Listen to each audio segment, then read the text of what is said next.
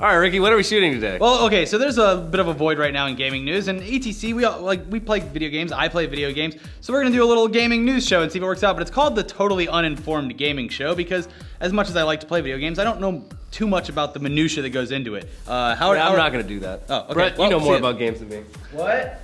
All right, so let's get into this. I'm busy. I'm getting ready for PAX next week. It's gonna be cold. This is Hundar, everyone. Hey. How's it going? Anyways, let's get into it. Guitar Hero is getting rebooted. All right, yeah, okay, maybe it's not that cool. The only thing lamer than being in an actual band in the 2000s was being in a fake band where tapping shitty hunks of plastic elevated you to the level of rock god. That game's coming back, and probably as soon as this year. Wow, I would assume in time for Christmas, so grab a shovel, head to the county landfill, and start digging so you can uncover Betsy, your beloved plastic guitar covered in nautical star and matchbook romance stickers, from her stinking, disgusting grave, and blow off the coffee grounds and spoil diapers, because you'll need to start practicing now. Yeah, I mean, this only makes sense with the introduction of next-gen, or as people will point out in the comments, current-gen consoles.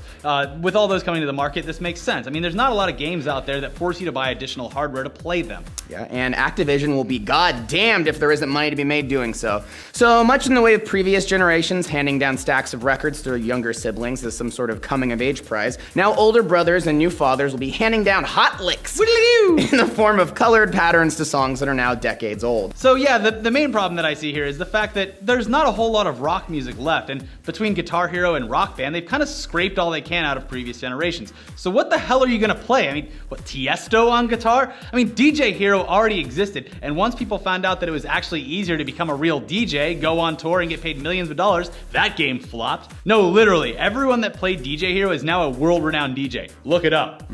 So yeah, a bunch of ethical games journalists online are saying they'll probably show something off at E3, so we can certainly have that to not look forward to. Great. But playing fake instruments isn't the only thing to look forward to in gaming. Let's talk about something that we're actually excited about. Heists are coming to GTA 5 Online! Finally, yes! And not only that, there's a now confirmed release date for the PC version. Okay, I know. You've heard this news story before, not only with Heists, but specifically with the PC release of GTA. Yeah, so why don't you run down this timeline of potential release dates for GTA PC? Limber up. Well, back in 2013, multiple industry sources were saying that a PC version would be released in Q1 of 2014. Then, in January of 2014, some European Amazon sites listed the PC version with a release date of March 31st, 2014. Go on. At E3 last year, Rockstar themselves promised it would be released, quote, this fall, to coincide with the release on Xbox One and PlayStation 4. After that came and went, Rockstar announced an actual release date of January 27th of this year, which was the first ever confirmed release date,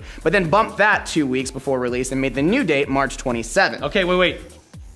Well, fuck off. Yeah. Because the new, final, double confirmed release date for the PC port of GTA 5 is officially April 14th. Yeah, unless they fuck that one up too. Yeah. At this rate, we'll probably get GTA 5 on PC sometime in 2020, but who knows, they might actually release it. The other feature that will allegedly be released very soon to at least the Xbox and PlayStation users are heists, which have had an equally rocky road towards actual release. I mean, last year they were planning for a spring release, then pushed that back.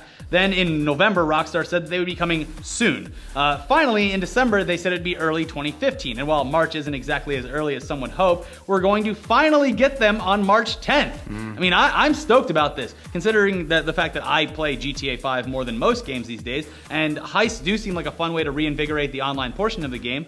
Although on one hand, I'd rather see them make it easier to do shit in general on GTA Online without it always taking 15 minutes to get into a match with your friends. And on the other hand, I'll most likely play a few heists before going back to what I love best, which is playing ridiculous race playlists with gigantic jumps and loops made out of shipping containers. Yep, Hot Wheels racetrack. All right, but let's move on. If fake music games and GTA isn't your thing, maybe World of Warcraft is. It could be. We started playing it again a lot when Warlords of Draenor was released last November. Yeah. I hadn't played it since Cataclysm, and I thought they did a great job of making new and interesting content, and also making it easily accessible to not only new players, but old ones like me who had forgotten a lifetime's worth of information on how to play this game. How many level 100s do you have?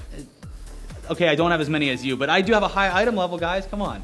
Anyways, Is that true? Anyways, World of Warcraft released their first big patch since Warlords this week, which is patch 6.1, or simply the Garrison update. Now, we don't want to completely bore the people out there who could give two fucks about Warcraft, so we'll do a really quick rundown of some of the cool stuff that this provides, and then talk about a guy who beat Fallout New Vegas without ever healing himself. Great. So let's get Shibby in here, the resident expert. Yes, my Arena 2's partner, Shibby 2142, Feral Druid of Kil'jaeden. Bwah, bwah, hype.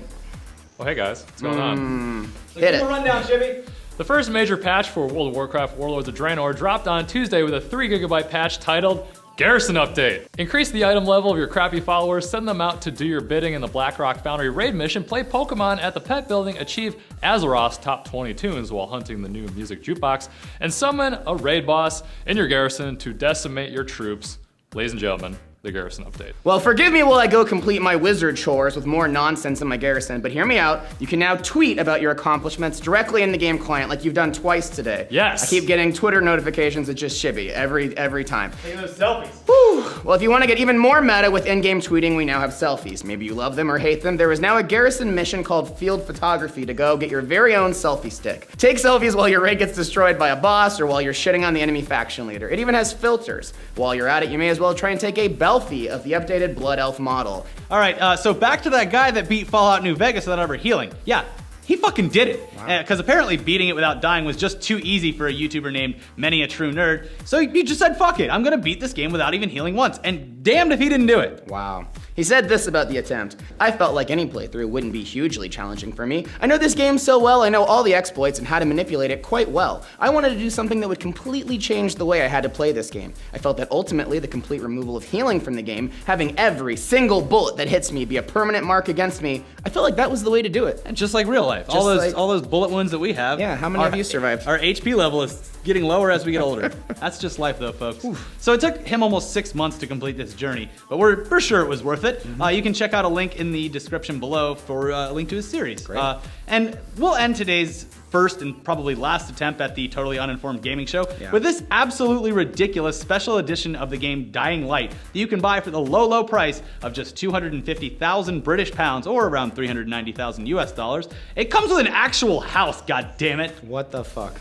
All right, so yeah, you get a Dying Light zombie home by Tiger Log Cabins, which is sure to make you the talk of the neighborhood and probably violate nearly every zoning law and deed restriction that the local homeowners association can throw at you. Yeah, you also get parkour lessons, you get to play with the devs, you get a trip to Poland to meet the devs and party with a zombie consultant. That's not a Sure, job. your face will appear in the game, although I assume it's not for everyone who owns the game, it'll probably just be yours, but I don't know, but you can put your face in NBA 2K15 and that's only $60 if you want to be a real vain son of a bitch. Yeah.